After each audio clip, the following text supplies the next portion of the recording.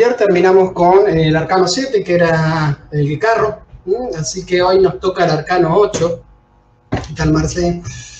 Tengan en cuenta que en el tarot de Thoth, como les mencioné en un principio, hay un cambio de la numeración.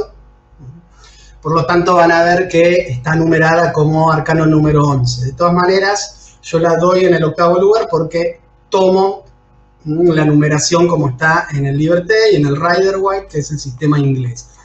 Crowley hizo esta inversión, como vamos a ver más en detalle cuando lleguemos a otros arcanos, a la estrella particularmente, lo invirtió con la justicia para hacer coincidir las letras Sadi con el emperador y la Hei con la estrella, como les mencioné cuando vimos el emperador. De todas maneras, voy a volver un poquito sobre esto cuando lleguemos al arcano 17.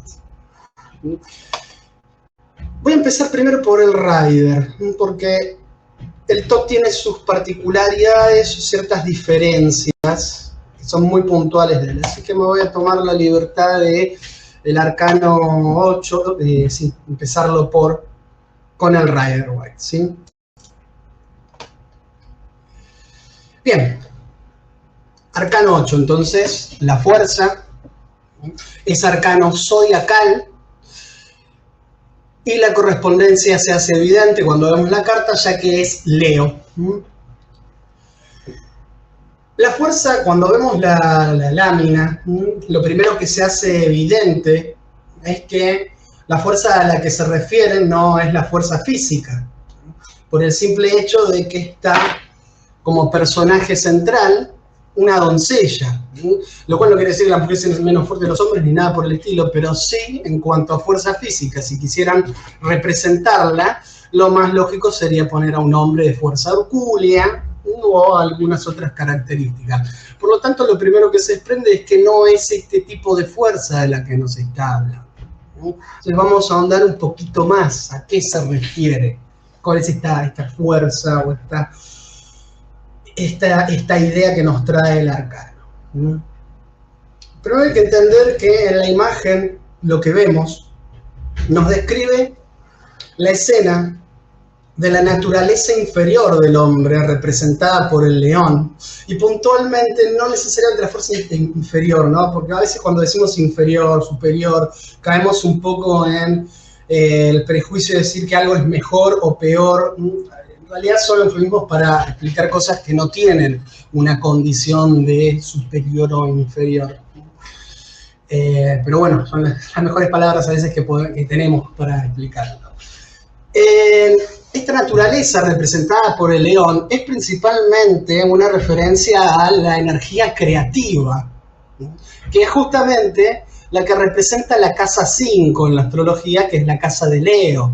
La casa 5 es la casa que generalmente muestra los hijos, la capacidad creativa, la energía creativa, que en psicoanálisis se le ha dado el nombre de la libido. Es la energía sexual, por supuesto.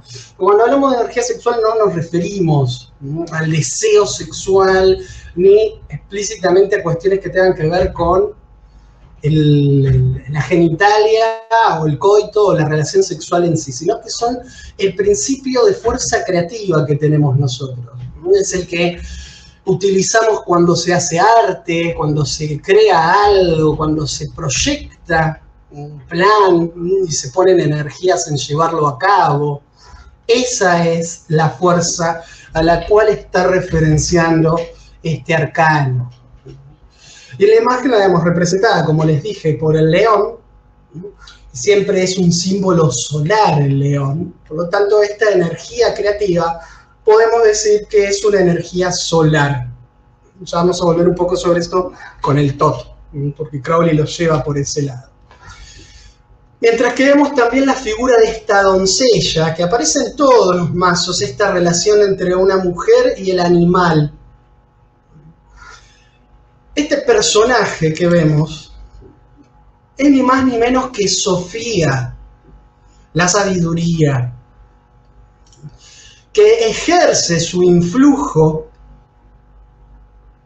sobre la fuerza inferior, la energía libídica, la fuerza creativa, que normalmente está orientada a cuestiones mundanas, o básicas, o bajas si quieren, y la dirige hacia las aspiraciones superiores del alma.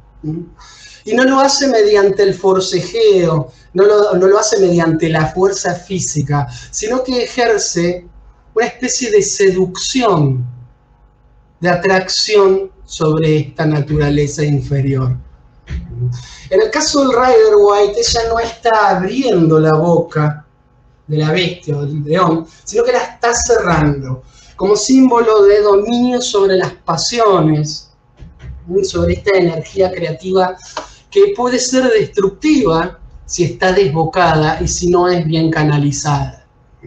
Entonces, en resumen, la imagen nos va a estar queriendo mostrar justamente es el efecto, el influjo que ejerce la divinidad, en su forma femenina, como la Sofía, sobre nuestra naturaleza inferior, sublimándola y dirigiéndola hacia las cuestiones superiores y hacia las aspiraciones del alma, hacia la búsqueda interior, hacia el camino iniciático, hacia la espiritualidad, como quieran llamarle.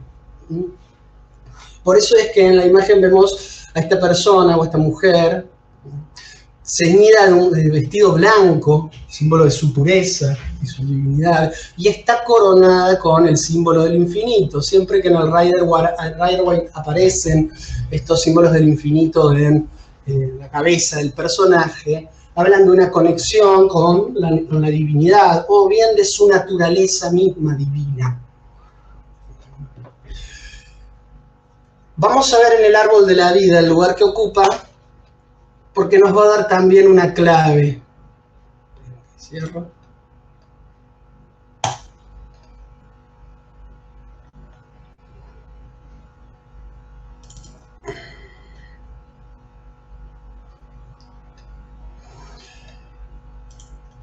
Bien, fíjense. El sendero de la letra Tet, que es la letra hebrea que corresponde con esta carta, está en un lugar muy especial el árbol de la vida. Más allá de la alteración de los números que hizo Crowley, no hizo el cambio en los senderos. Es decir, ya sea en la baraja que sea, la fuerza, o en el caso del Tot, como se llama la lujuria, siempre son la letra Tet, y van a ocupar el sendero que está uniendo a Gesed, la misericordia, con Geura, la fuerza o la severidad. Está en el medio de ambos pilares, uniéndolos por sus sefirot centrales. De alguna manera, lo que también nos está queriendo decir es que la verdadera fuerza consiste en el ejercicio entre el equilibrio entre la misericordia y la severidad, que también sería un lugar muy coherente para el arcano 11, la justicia, si se ponen a pensarlo. Hay una relación entre estas dos cartas y hasta cierto grado son intercambiables en sus principios en algunas cuestiones. Por ejemplo, esta. ¿Por qué? Porque la idea de la fuerza acá nos enseña que la misericordia excesiva es debilidad, porque permitiría al mal existir, y la fuerza excesiva se transforma en crueldad, o la severidad excesiva se transforma en crueldad. Y el punto de la fuerza exacta está entre estos dos principios. Esto es algo que va a ser algo que se vuelve recurrente de cierta forma, este concepto en el tarot. Esta idea de las polaridades y el logro de una reconciliación o un equilibrio entre ambas, para que surja una verdadera gran fuerza interior. Un poco lo que nos dice su ubicación en el árbol de la vida. Por otro lado, el sendero que ocupa está justo en el medio de lo que llamamos el rayo flamígero. Venga, vamos viendo. Achico un poquito. Si yo trazo el rayo, esto está en el apunte de Kabbalah que les di, se forma un zigzag, que es la forma del rayo o la espada flamígera. La fuerza está justo en el centro de este rayo o de esta espada, por lo cual recibe, como nombre secreto, el de la hija del rayo flamígero, o la hija del rayo flamígero o de la espada flamígera, es lo mismo, son sinónimos. Es el nombre secreto de la carta. Vamos a volver a la carta.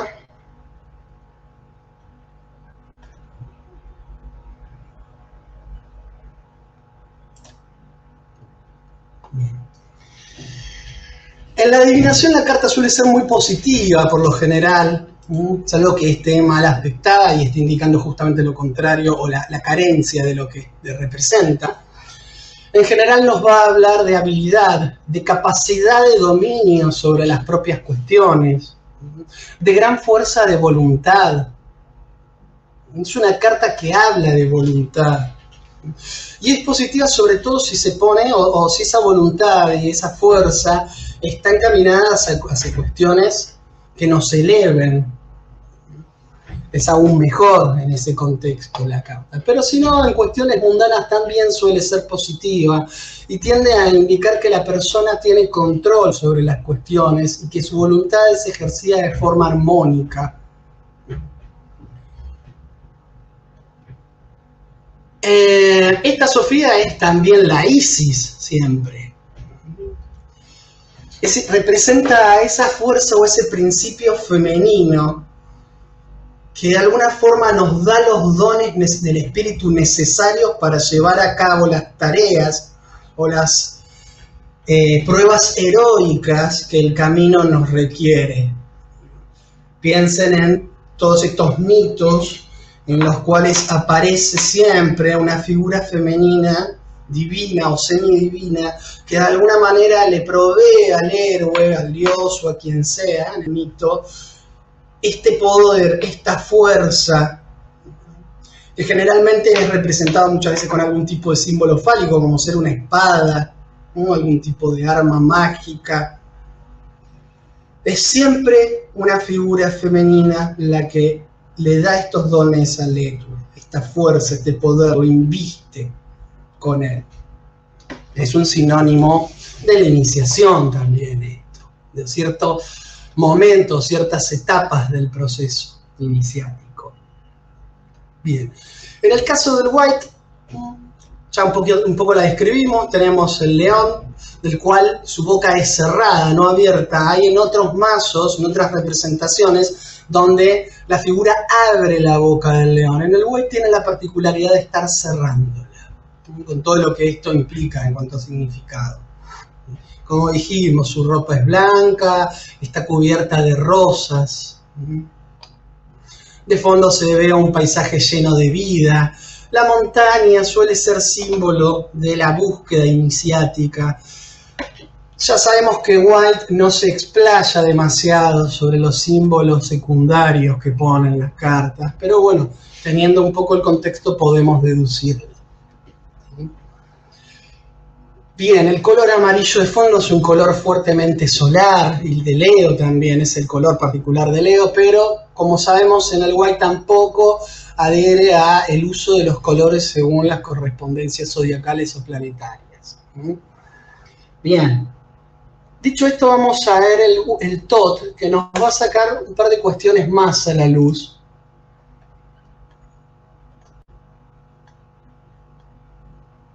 Y muy interesantes. Bien, lo primero que van a notar es que en el TOT la connotación, la actitud o la dinámica, mejor dicho, entre esta bestia y la mujer es completamente diferente, hasta podríamos decir que es diametralmente opuesta. Mientras que en el White y otros mazos vemos una actitud de seducción sutil, de doma sutil del animal, ¿no? Mediante las caricias y demás. Y en el TOT vemos que directamente esta mujer desnuda, montada sobre la bestia, con todas las connotaciones sexuales que eso implica, porque está hecho a propósito, Crowley tenía el sexo como tema central de sus cuestiones mágicas y su simbología. Por lo tanto, hay cartas en las cuales van a aparecer simbolismos sexuales explícitos, como ser en el caso Es de los más sutiles, hay otras en las que directamente aparece un gran falo en el fondo, ¿no? El principio, la idea detrás de la carta del arquetipo es el mismo que estuvimos hablando, pero él lo modifica porque también su forma de vivir la espiritualidad era completamente distinta a la que representa, por ejemplo, un White. De hecho, sus personalidades eran sumamente distintas. White era un cristiano ferviente, ministro anglicano, mientras que Crowley era bastante hereje respecto a la religión establecida y era bastante anticristiano. Podemos decir que tenemos dos formas de alcanzar un mismo objetivo en la representación del Thoth y del White.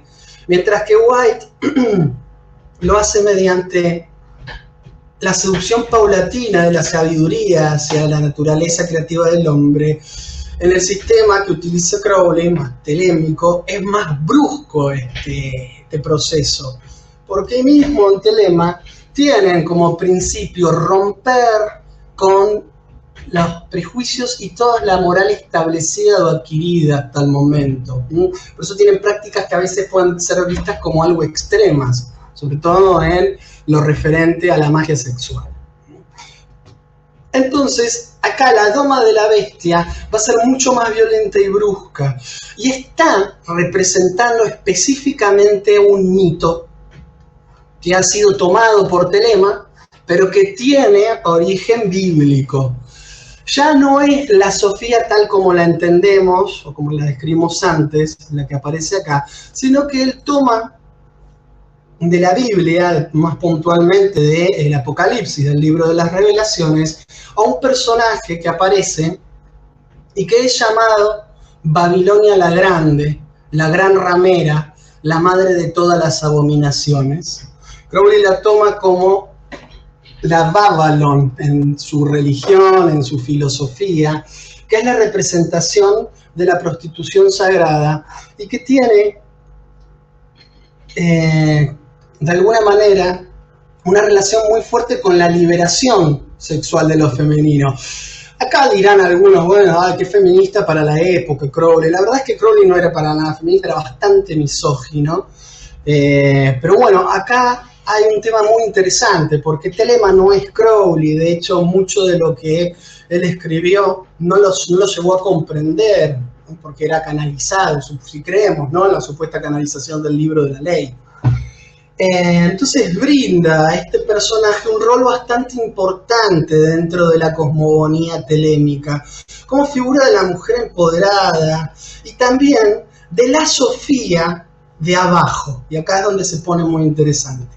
Esto es una idea que viene del gnosticismo. Según los principios de las ideas gnósticas, Sofía, que es la sabiduría, les voy a contar un poco el mito gnóstico, en su ardor por conocer al padre primero, el Barbeló, que es la madre en realidad, en ese ardor genera una autoinseminación de ese ardoroso deseo de conocer al padre primero, el padre madre primero, porque para los gnósticos no lo ven como una figura masculina, engendra a una especie de ser deforme y lo da a luz. El pleroma, que es la totalidad, la luz, al advertir esta alteración, expulsa a esta criatura o este ente anómalo del pleroma, que es la totalidad, pero este personaje, antes de ser expulsado, logra robar parte de la luz del pleroma. Y una parte de Sofía cae junto a este personaje.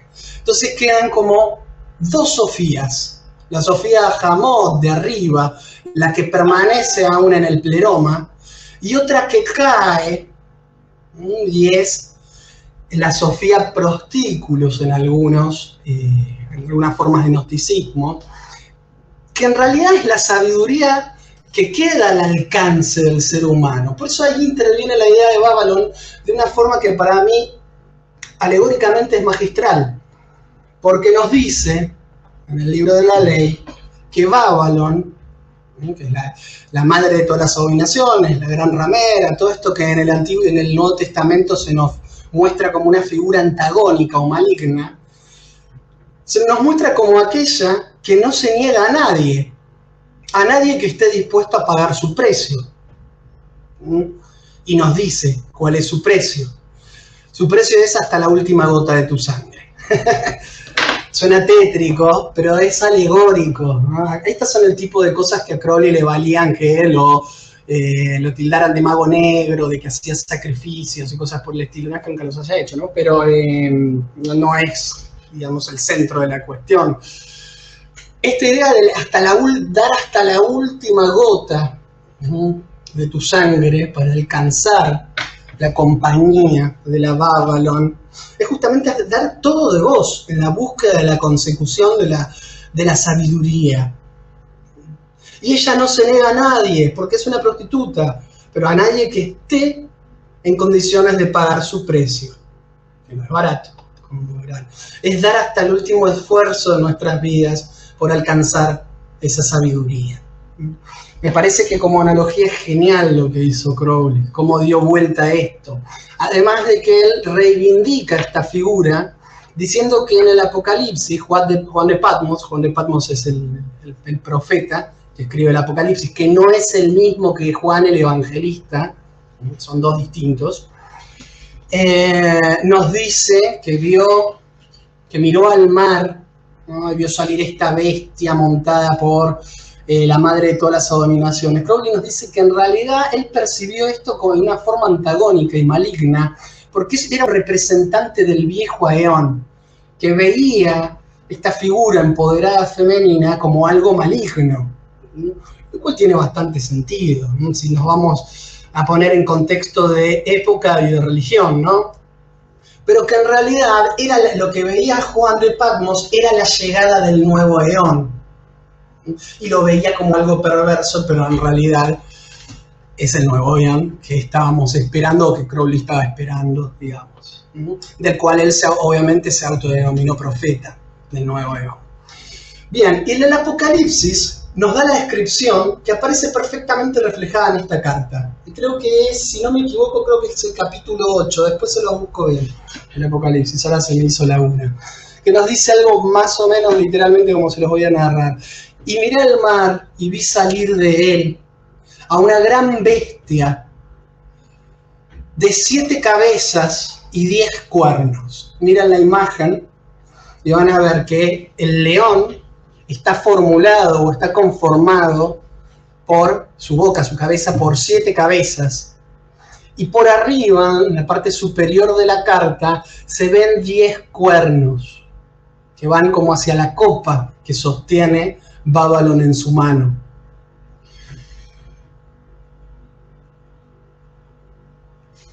Bien, en el libro de la ley nos habla de que son la cabeza de un poeta, la cabeza de una mujer adúltera, la cabeza de un loco, la cabeza ahora se me fue.